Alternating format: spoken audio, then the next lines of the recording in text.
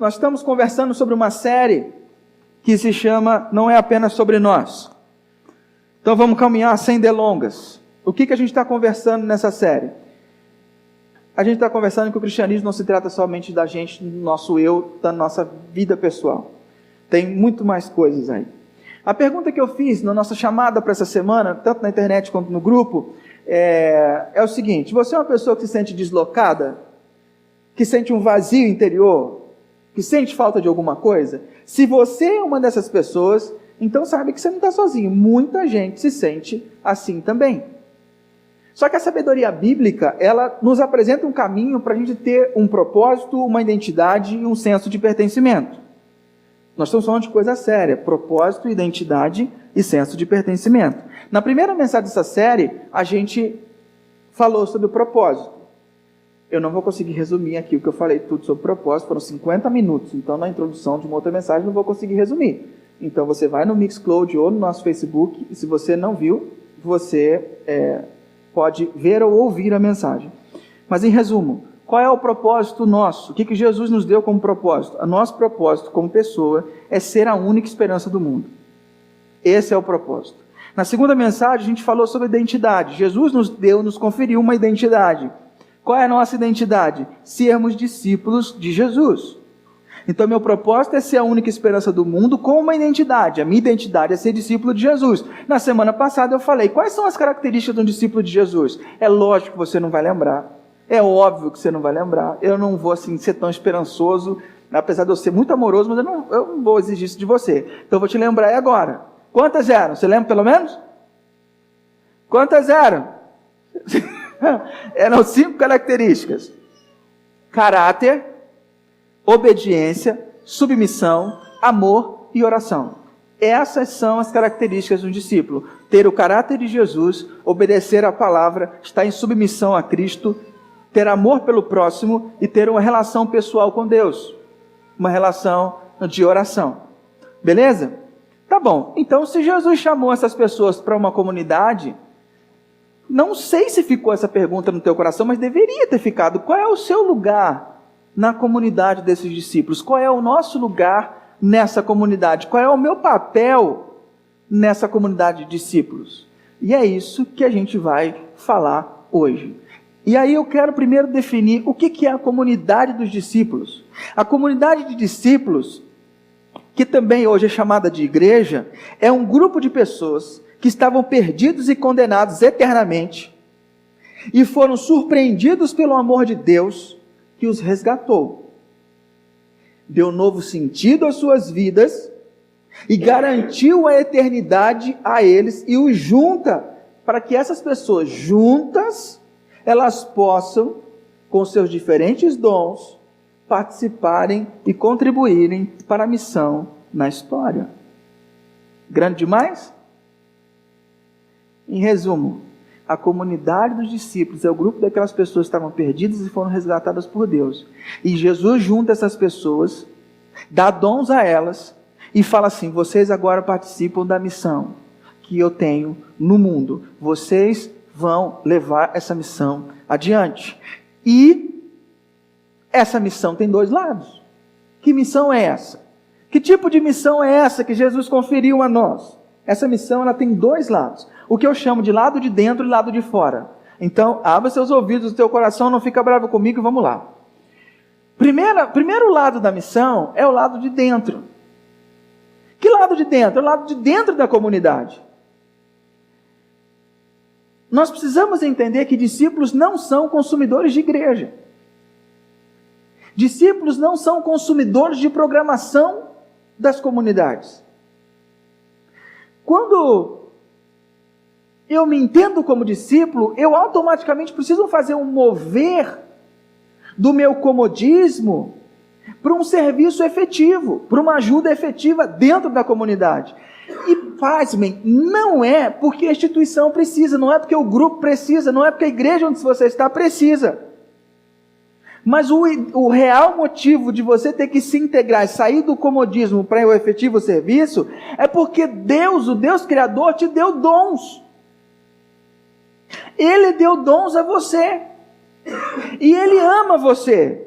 E ele tem expectativas a respeito do dom que ele te deu. Consegue entender? Deus não fala assim, vai lá, ajuda a igreja, ajuda o pastor está lá capengando, não aguenta mais. Não é por isso. Porque para exercitar o meu ministério, Ele me deu todos os dons que eu preciso, as capacidades que eu preciso. Eu só não consigo exercitar o ministério de outras pessoas. Mas Deus te entregou dons. E Ele tem expectativas a respeito desse dom. Você fala, Rodrigo, não tenho dom não. Tem não. Está enganado. Na fila, Deus me pulou. Não tenho dom, não tem nada que eu acho legal fazer. Eu olho para a igreja, vejo tudo bonitinho, tudo, mas não rola, não vem em mim o desejo comunal de chegar e... Querido, não é assim que funciona não. Não é assim que funciona. Primeira coisa que você tem que fazer, reconheça que você tem dom. O fato de você saber qual é o seu dom ou não, não muda o fato de Deus ter dado dons. A Bíblia fala que Ele deu dons aos homens. A Bíblia fala que você tem o dom, ponto. Lembra na semana passada que a gente tem que ter obediência à palavra? Então, se a palavra diz que você tem o dom, você tem o dom.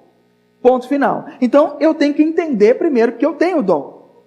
A segunda coisa que eu preciso entender é que eu preciso me dispor a servir. A partir do momento que eu me disponho a servir, ele não sabe que está transmitindo online, né? Ele não sabe, tem que passar baixadinho igual o pastor. A partir do momento que eu me disponho a servir, que eu me disponho a me colocar de cara para o serviço, o que vai acontecer?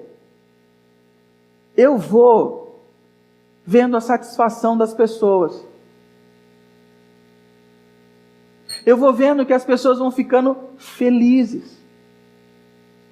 E aí, à medida em que eu vejo que as pessoas vão ficando felizes, eu começo a ver o impacto do serviço, o meu serviço na vida de outras pessoas. E aí eu começo a ganhar consciência do que acontece na vida do outro quando eu sirvo. Quando eu faço alguma coisa. Aí então você vai ver em que canais você acha que Deus quer que você sirva. Então, trocando em miúdos, só quando você põe a mão na massa e você vê que pessoas são abençoadas pelo que você faz, é que você começa a entender qual é o seu dom. Antes disso, você não vai entender.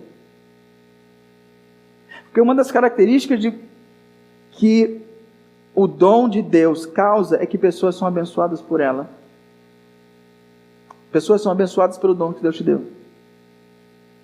Não é para satisfação pessoal. As pessoas são abençoadas. O serviço, ele deve ser feito conectado com um todo. De que maneira? Na comunidade, o serviço deve ser sinérgico. Ou seja, deve andar em conjunto. O brilho é de todos, é da comunidade, não é o brilho de indivíduos.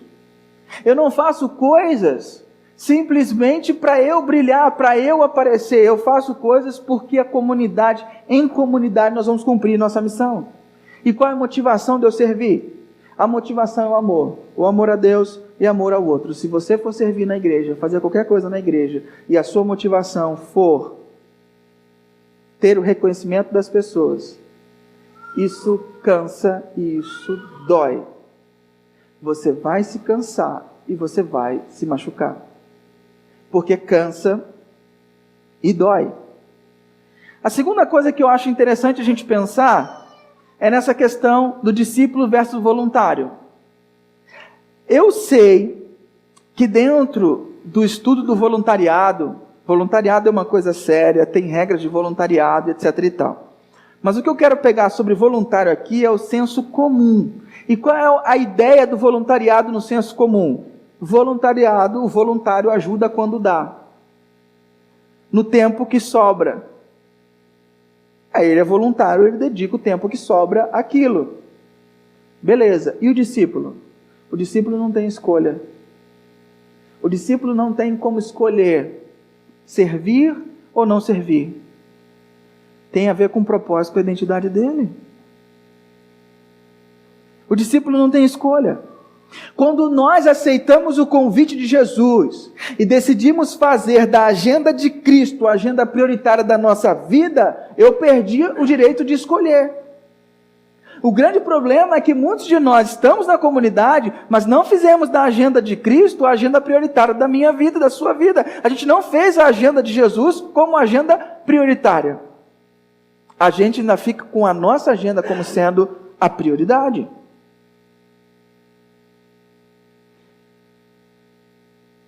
O discípulo, ele é capacitado para servir, e ponto.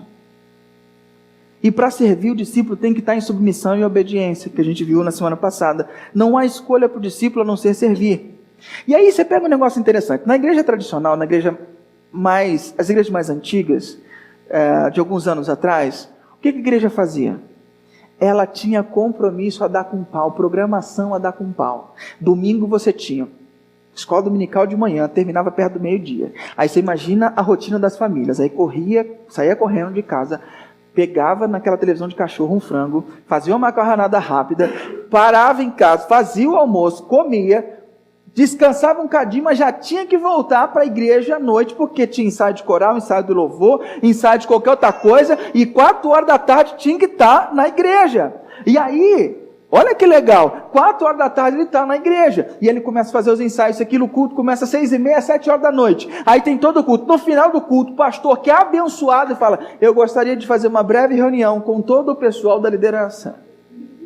Aí você que só teve no seu domingo 3 horas de descanso, o culto acabou às 8, o pastor faz reunião até às 10, e você chega em casa às 10h30, 11 horas, para segunda-feira você pegar no batente, porque crente bom é crente que vai trabalhar na segunda-feira de manhã. Olha que inferno! Você imagina a vida do pastor, que inferno que não é. O cara acorda cedo, porque ele chega antes de todo mundo, ele tem que acordar cedo, aí pega, imagina se ele tem filho, ele cata os filhos, aí na hora de sair o filho suja a roupa, ele tem que voltar para dentro, e aí cata, e a mãe vai trocando a criança dentro do carro, para chegar na hora. Imagina que situação desgramada. Aí beleza, aí surgem as igrejas mais contemporâneas, como a nossa, e aí nessas igrejas mais antigas, o que acontece? As programações, elas se tornam maiores do que a missão. O cristão não tem tempo no final de semana para estar com pessoas, para compartilhar o evangelho. Então a instituição se tornou maior do que a missão. Aí surgiram nossas comunidades mais levezinhas, mais bonitinhas e tal, com o intuito de ser tão simples e tão sem problemas, para te dar tempo de você se preocupar com a missão. Né? Então, por exemplo, nós aqui só temos o encontro domingo de manhã. Você tem o resto do seu dia livre. No meio da semana, a gente tinha e vai voltar a ter somente um dia, grupo pequeno. Só, mais nada. Aí, o que acontece? As pessoas nessas igrejas contemporâneas, como a nossa, o que fazem? É lindo demais, né? Essas pessoas começam a pensar assim: eu tenho tanto tempo livre que eu vou me ocupar com outras coisas. E a missão eu faço quando dá. Quando sobra tempo, eu faço. Quando sobra tempo, eu faço alguma coisa em relação à missão, às coisas. Porque, nossa, nesse domingo, se era para ter o domingo livre? Não, eu tenho almoço na casa de fulano, eu tenho a tarde na casa de ciclano, e à noite eu quero descansar, porque amanhã é segunda-feira. A gente sai de um polo para o outro. Olha que loucura. E o que faz isso com a gente? Essa vida corrida tóxica que a gente vive loucamente. Nós precisamos achar um ponto de equilíbrio, queridos, aonde o ativismo não seja um símbolo de espiritualidade, ok? Mas também a gente tem que ter a responsabilidade com o dom que Deus deu para a gente. Então, eu tenho que fazer pouco no lado de dentro, mas com compromisso e com profundidade. Com compromisso e com profundidade e com excelência. Eu faço pouco, mas eu faço com compromisso, com profundidade e com excelência. Para quê? Para que todo o corpo seja abençoado. Esse é o motivo do dom. Para que todo o corpo alcance a maturidade. Quando eu não faço isso, sabe o que acontece? Dentro de uma comunidade pequena como a nossa? Quando alguns se omitem, outros se arrebentam. A omissão de alguns sobrecarrega os outros. Muitas pessoas se apoiam no fato de ter um ou dois irmãos super mega comprometidos, que chegam cedo, são pau para toda obra.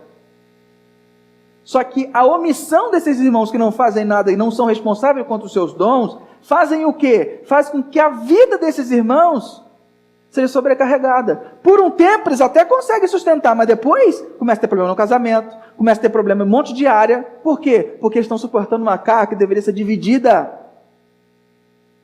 E aí começa a quebrar as famílias dentro da igreja. Essa ajuda tem prazo de validade. Quebra as pessoas no meio. Você lembra da parábola dos talentos? Onde um governante, ele ia para ter uma reunião fora, para renovar sua autoridade sobre aquelas cidades. Ele pega 3 servos e fala assim, estou te dando 5 talentos. Talentos é uma unidade monetária da época. Ele dá 5 talentos para um, 3 talentos para o outro e 1 talento para o outro. E aí, ele vai e fala, multiplica esses talentos. E ele vai embora. E deixa os caras. Quando ele volta, o que acontece?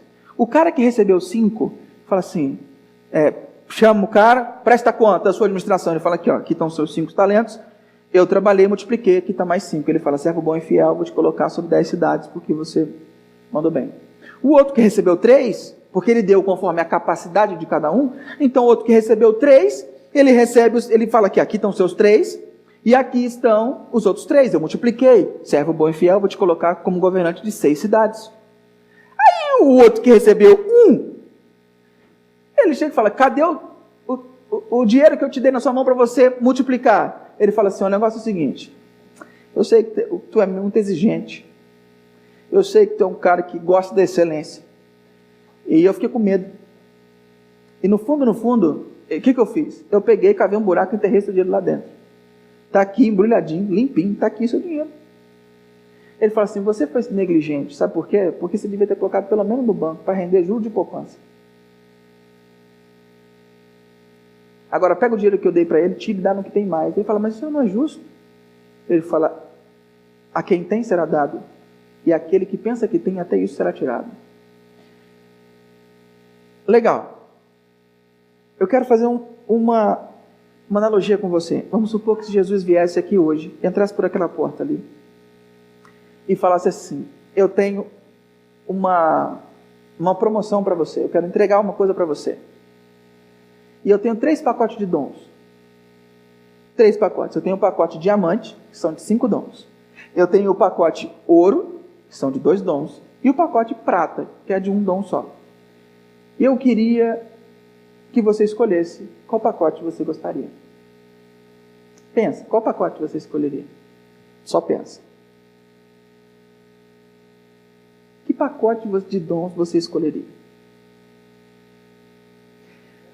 Talvez, pelo fato do barbudo estar aqui presente, você fala assim, na frente do cara, mano, você dá o diamante aí, dá o de 5 dons. Pode entregar na minha. Talvez por constrangimento, porque você está vendo, o cara está te oferecendo e está olhando, quero ver quanto dom você vai pegar. Quero saber.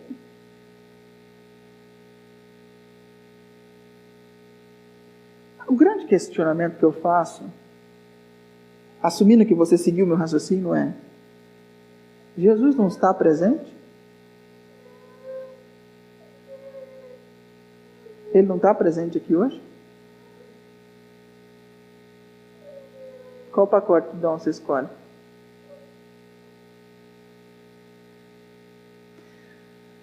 Sabe qual foi o pecado daquele cara que recebeu um dom?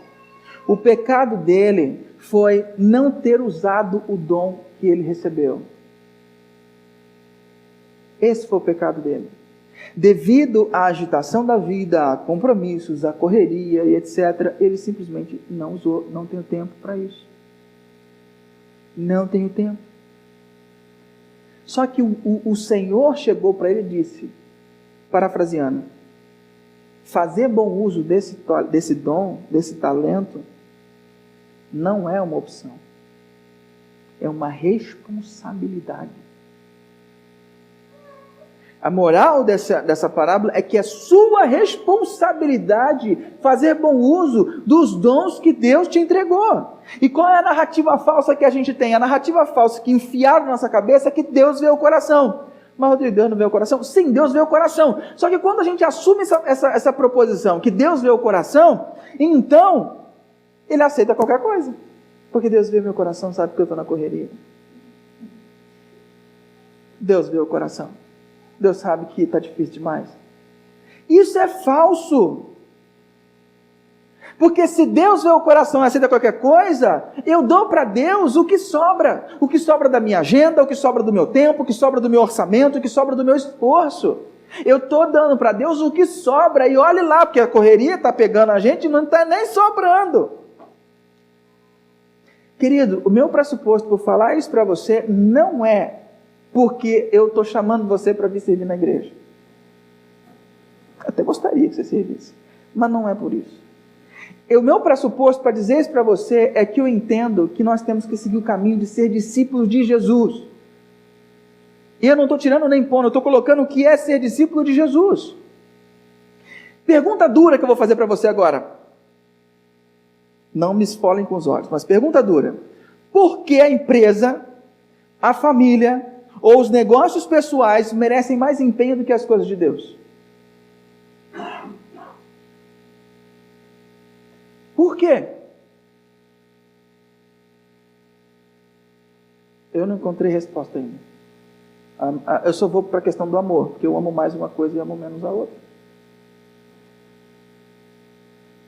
O que eu te desafio a servir nessa primeira parte da mensagem? O que eu te desafio? Desafio você a servir com o dom que Deus te deu, não com o tempo que te sobra, ok? Mas ter um ministério na comunidade dos discípulos e colocar esse ministério na sua agenda, porque se ele não está na sua agenda, não faz parte da sua vida. Porque tudo que é importante para você faz parte da sua agenda, seja ela escrita ou seja ela mental. O que é importante para você está na sua agenda. Então desafio você a servir a Deus na comunidade, descobrindo o seu dom e tendo um ministério e colocando isso na sua agenda. Que o seu serviço na igreja pare de ser um voluntariado e seja uma expressão do seu amor por Deus. Servir com responsabilidade e excelência faz pouco, mas faz direito. Faz bem feito, sai da zona de conforto, do consumismo e vem para o serviço, vem para a comunidade dos discípulos e faça com o propósito de glorificar a Deus. Era isso que eu tinha para te dizer sobre a parte de dentro. Agora eu quero te falar sobre a parte de fora. Na parte de fora a gente tem conversado sobre um texto. Jesus ia passando por todas as cidades e povoados, ensinando nas sinagogas, pregando as boas novas do reino e curando todas as enfermidades e doenças. Ao ver as multidões, teve compaixão delas, porque estavam aflitas e desamparadas, como ovelhas sem pastor. Hoje a gente vai aprofundar nesse texto. Essa semana a gente só tem lido esse texto, hoje a gente vai aprofundar. Me chama a atenção quando fala que Jesus curava doenças e enfermidades. Tem gente da área da saúde aqui na igreja. Doença e enfermidade, qual a diferença? Aí eu tive que ir para o original para saber por que esse negócio está ali, doença e enfermidade. Doença e enfermidade, para mim era a mesma coisa. Não é a mesma coisa. A enfermidade é uma palavra grega chamada nossos. N-O-S-O-S. Nossos. É o estado de alguém que está doente. A manifestação concreta da doença é o interior dela. O que está na biologia, o que está lá dentro, no organismo. Agora, as doenças, a Bíblia fala diferente. Malaquia é o nome. E malaquia é o estado de fraqueza resultante da enfermidade. Ou seja, é a consequência aparente. A consequência do lado externo. O que eu percebo com isso? Que Jesus curava e se preocupava com pessoas pelo lado de dentro, pelo lado de fora. Ele se preocupava com as pessoas de forma integral, doenças físicas, emocionais, espirituais, todo tipo. Jesus, quando caminhava no meio da multidão, não era só milagre. Você tem noção do que significa Jesus pegar um leproso e falar, Jesus me cura, e ele chega e Jesus tocou nele e o curou. Você tem noção do porquê que o evangelista escreve que Jesus tocou nele? Porque o leproso, ele era tirado do convívio da sociedade, ele ia para um vale dos rejeitados, ele ficava na fronteira, na margem da cidade, com um sininho igual de vaca, e quando as pessoas se aproximavam, ele tinha que bater o sininho e falar, leproso, ele só convivia com leproso, as pessoas não podiam encostar nele, porque se encostasse, a doença era contagiosa. Então, quando Jesus toca naquele homem, você tem noção de quantos anos aquele homem estava passando sem ter o toque de um outro ser humano? Jesus se preocupa com as pessoas por dentro e por fora. Jesus se preocupa com essas pessoas porque elas estavam aflitas. E o que é o aflitos? Essa palavra é ruim. A palavra grega é esquilemoi. E esquilemoi, no sentido literal, são pessoas que são esfoladas. Pessoas esfoladas, pessoas sendo assediadas, o povo estava sendo molestado, importunado, desnorteado por aquelas pessoas que deveriam guiá-los, por aquelas pessoas que deveriam dar a direção. Essas pessoas estavam perdidas, a multidão estava aflita e estava desamparada. Erimenoi, desamparados, você que já teve uma vida antes de Cristo, você vai entender. A palavra erimenoi é lançar para baixo uma pessoa por força de bebida. Cair de porre. Você viu uma pessoa bêbada, acabada de bêbada? De vez em quando você recebe uns WhatsApp, né, uma pessoa que ela não consegue ficar de pé, ela cai, e ela perde noção de onde ela está. A multidão estava mais ou menos assim, sem noção, perdida, como se ela tivesse tomado uma pancada na cabeça e perdeu todos os seus sentidos. É um estado de desânimo que gerava a perda da esperança. Talvez você hoje esteja num estado de desânimo que você perdeu a esperança. Eu quero dizer para você que daquela forma, da mesma maneira que Jesus olhou para as multidões e viu ela assim, Ele olha para a gente hoje e nos vê assim e tem compaixão de nós. Se você se encontra assim, você não está perdido, você não está abandonado. Mesmo assim, Deus nos vê e nos visita.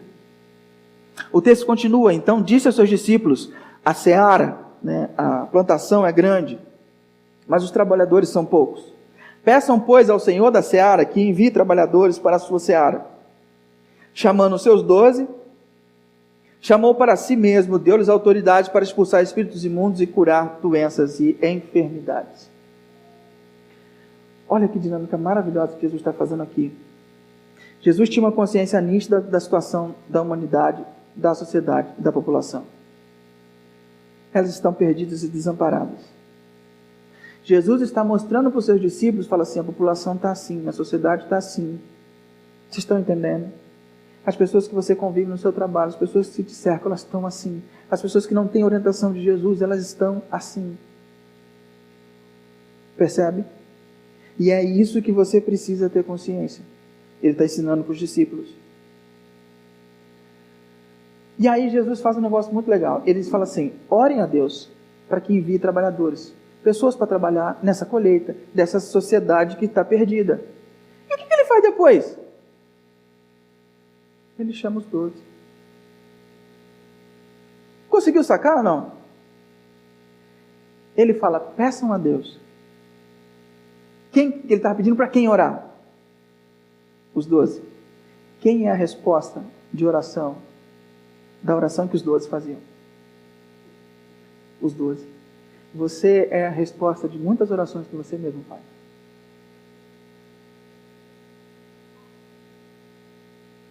Impactou aí ou não?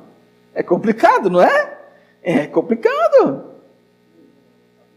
Os que oravam foram a resposta para a própria oração, da suposta oração que Jesus pediu para fazer. E é legal porque Jesus fala para eles, olha, eu dou autoridade a vocês. E a gente falou semana passada, a submissão te confere autoridade. Você está submisso a Cristo, você tem autoridade. E a autoridade deles vinha por estar submisso a Cristo. Gente, Jesus sempre dá o que Ele demanda. Jesus sempre dá o que Ele demanda de você. O que ele demandou dos caras? Vão para a seara, curem. Eu estou dando autoridade, pode ir. Eu estou dando poder para vocês, pode ir. Jesus nunca vai te mandar numa missão, vai te mandar numa coisa que Ele não te capacitou antes para fazer. Ele já capacitou você. Tudo o que Ele demanda para você fazer, Ele mesmo dá para você. E aí, esses são os nomes dos 12 apóstolos. Primeiro Simão, chamado Pedro, André, seu irmão, Tiago, João, Filipe, Tomé, Mateus, Tiago, Alfeu, Tadeu, Simão, Zelote e Judas Iscariote, o traidor miserável. Então, quando eu percebo essa dinâmica, quando eu olho para esses nomes, às vezes você já leu esse texto várias vezes, várias e várias vezes, e você nunca reparou em uma coisa. Deixa eu te explicar primeiro. O termo apóstolo, aqui, os bambamã, o que é o termo apóstolo? Apóstolo é uma pessoa enviada, alguém com autoridade pessoal que representa quem envia. Então, apóstolo não é um cargo, é uma responsabilidade. A tradução latina para apóstolo é missionário. A gente ficou com a tradução grega para chamar eles de apóstolo, mas as pessoas que vão sob a autoridade de Jesus para levar o evangelho a outra cultura, a gente não chama de apóstolo, a gente chama de missionários, mas são sinônimos, é a mesma coisa. Então esses caras, por estarem sob a autoridade de Jesus, eles tinham essa autoridade para fazer. Agora, você já reparou nos nomezinhos que estão aqui? Já parou para pensar nesse bando? Cara, presta atenção no negócio. Dentre esses 12, você tinha empresários, ativistas políticos, funcionário público, pessoas que eram irmãos, pessoas de pais conhecidos, pais influentes, porque toda vez que alguém na Bíblia é chamado de fulano, filho desse clã, é porque esse clã era importante. Você tinha pescadores. Olha que zona que Jesus armou para si. Gente de vários tipos de formação, com vários tipos. Tinha ativista político? Tinha, um cara que é Zelote, mano. Zelote era ativista político, queria libertar Israel do governo romano. Você tinha uma gama de gente diferente. Só que por que Jesus faz isso? Por que Ele não chamou todo mundo parecido? Sabe por quê, querido? Porque a dinâmica interpessoal da comunidade gera riqueza. Duas riquezas mais importantes. A primeira é a riqueza de crescimento. A convivência com diversidade tende a gerar em nós repertório para lidar com diversas situações. Se eu tenho que lidar com pessoas diferentes, gera em mim mais repertório, eu lido melhor com as pessoas, porque eu estou aprendendo a lidar com pessoas. O convívio com as pessoas afia a nossa capacidade relacional. Por isso que eles são diferentes, por isso que eles têm que ser diferentes, por isso que você se chateia na igreja. Por isso que você olha para a igreja e fala assim, mas tem uns mala lá, o pastor para começar. É por isso, por causa disso, porque você precisa conviver com gente diferente, porque você precisa melhorar o teu repertório, você precisa ver gente diferente, lidar com gente diferente, para não viver só na sua caixa. E você precisa lidar com gente diferente para você aprender a não desistir. Porque nós temos a tendência, está muito chato isso, está muito cansativo, eu não tenho mais tempo para lidar com ciclano, com fulano, deixa ciclano para lá, eu desisto de conviver com essa gente. Na comunidade você não tem escolha, você tem que conviver. Porque Jesus te ensina a não desistir das pessoas. Jesus te ensina a caminhar uma milha a mais. Discípulos são chamados para ser como seu mestre, não maior que eles. E isso te capacita para você alcançar pessoas diferentes, querido. Existem pessoas que eu nunca vou poder ter um momento de sentar com ele numa mesa, conversar sobre o Evangelho, mas pessoas que você tem livre acesso para conversar. Pessoas que você tem facilidade de se relacionar, que eu nunca vou ter. Por isso, na comunidade, precisa de você. Jesus enviou esses 12 com a seguinte instrução: não se dirijam aos gentios, nem entrem na cidade alguma dos samaritanos, antes dirijam-se às ovelhas perdidas de Israel. A palavra perdidas aqui quer dizer destruídas. Essas pessoas estavam destruídas, sem uma espiritualidade sadia, sem direcionamento de Deus. Olha para onde Jesus envia os caras. Para as ovelhas perdidas da casa de Israel. Jesus mandou, vamos parafrasear, trocar para ficar mais fácil? Vai perto de casa. aonde a língua é igual, aonde os costumes são semelhantes, aonde você tem acesso, aonde precisam de você. Como isso se adequa à sua vida hoje? Jesus não mandou os caras para longe nesse momento. Ele falou assim: eu quero que você vá lá na sua casa, eu quero que você vá lá perto, nas pessoas que eu tenho implantado perto de você. É lá que você vai fazer, é lá que você é a sua missão. Vá perto de casa, dentro dos seus relacionamentos. E como isso se adequa à nossa realidade hoje? Querido, a primeira coisa que você tem que fazer: levante seus olhos. Levante os seus olhos para que você possa olhar os olhos daqueles que você encontra cada dia. Para que você perceba o que se passa na vida deles. Você precisa levantar os seus olhos, tirar os olhos do seu umbigo, parar de olhar só para você e para suas necessidades. Primeira coisa, levante seus olhos para você enxergar as pessoas, para ver o que se passa na vida delas. Segundo ponto, descubra as histórias. Descubra a história dessas pessoas, aprenda como tem sido a vida delas. Quais são os sonhos dela? O que elas consideram que está indo bem, o que ela considera que está indo mal. Se conecte com pessoas, converse com pessoas. Só que você há de admitir que esse tipo de discussão não dá para ser feito no WhatsApp. Não dá para ser feito à distância. Tem que ser de perto. Você precisa se lançar dentro da vida das pessoas para poder adquirir o direito de ter esse tipo de conversa com elas. Senão, se ela não te der autoridade, sua fala vai entrar no ouvido e vai sair no outro. E outra coisa muito importante é que você precisa entender: seja você mesmo. Seja você mesmo. Opere dentro do estilo que Deus te deu. Você não precisa ser outra pessoa. Deus o fez exatamente como você é. Ele conta com alguém exatamente como você neste mundo, neste tempo, nessa geração. Ele deu as características, as experiências e conta com o seu passado para isso.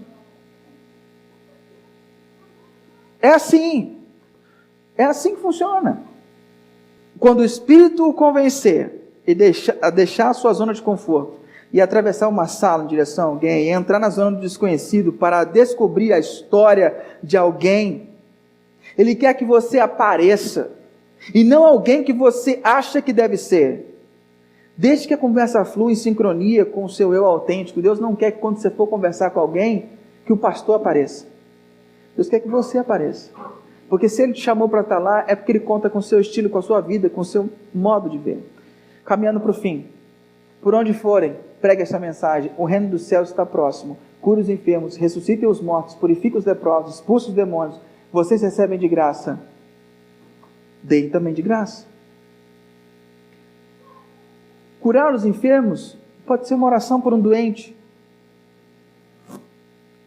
mas também pode ser ajudar alguém que está doente sem força. Ressuscitar os mortos pode ser também orar por alguém que esteja morto e Deus querer levantar, mas também pode ser despertar pessoas que dormem no sono profundo do pecado. Purificar os leprosos, você pode orar por alguém que está com lepra, que está com doença de pele, mas também você pode limpar os que se sujaram e foram marcados por andarem longe de Deus. Expulsar os demônios, você pode libertar pessoas. Pode ser de uma possessão demoníaca, mas pode ser de um vício, de uma idolatria. Vai saber? Quando eu olho esse texto, eu percebo uma coisa: eles foram chamados para expulsar demônios, curar doenças e enfermidades e anunciar o reino. O que Jesus estava fazendo antes desse texto começar? Expulsando demônios, curando doenças, enfermidades, anunciando o reino. Jesus estava chamando-os para fazer a mesma coisa que Ele fazia. Você é chamado para fazer hoje a mesma coisa que Jesus fazia. Percebe a profundidade disso ou não? Ou não faz mais sentido? Você perdeu a linha faz 50 minutos atrás. Percebe? Faz sentido para você? Você é a única esperança do mundo porque você é chamado para fazer o que Jesus fazia. Jesus era a esperança. Jesus é a esperança do mundo. E aí, querido, eu quero que você fazer o fechamento.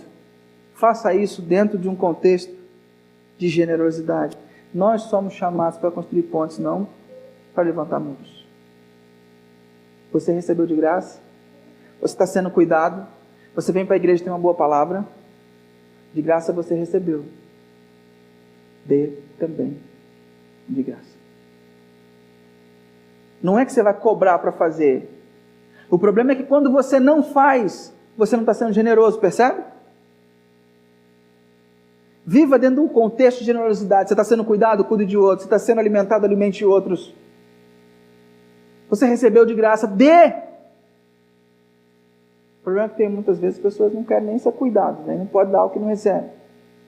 Se você está nesse estado, se abra para você receber de graça. Agora, se você está recebendo, se abra para poder dar de graça. Viva num contexto de generosidade. Amém? Vamos orar para encerrar? Pai querido, a sua palavra nos inspira e nos desafia. Foram muitas coisas faladas, mas eu tenho certeza que o Senhor colocou algumas coisas no nosso coração. E essas questões do nosso coração vão ficar marcadas. Então, Espírito Santo, ajuda a gente a servir tanto lá de dentro quanto lá de fora. Ajuda a gente a achar nosso papel dentro dessa comunidade de discípulos, porque isso é fundamental. Apazigua no nosso coração as nossas inquietações e nos direciona para o caminho que nós realmente devemos andar. Em nome de Jesus. Amém.